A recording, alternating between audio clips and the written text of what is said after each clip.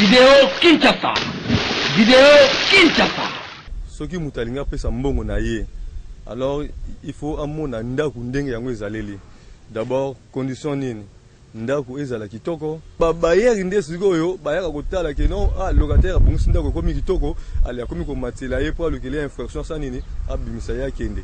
Ba misusu mona bakeki ko foot bakeki ko suka na service d'habitant ndeke ko kabola bango. Ngana préféré ndenge na kuti yango na vandika ndenge wana et après na loki mususu yo bien koki na ngana kei. Na linga ko vande sika moko oyo esengeli. Na ko uta musala na ye.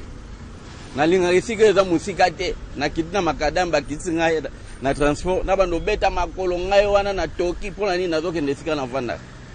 Na linga kakwa na osa mbongo nanga. Na futela ndako esiko esengeli. Soki na komi na kuti ndako eza mabe na koyoka na bayer. Okay? Na pesa mbongo nanga garantie mais na moni toilette eza mabe to na moni tol eza mabe na okoki ko bongiselanga. Soki alobi ke nazala mbongo te mais soki na mbongo na yo okoki ko bongisa ekota la garantie.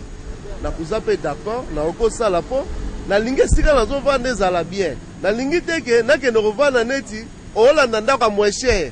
Olonga neti olovanda la commune moko eza musika likolo moins cher. Mbongo za nango wana tanto transport oyo zo futa.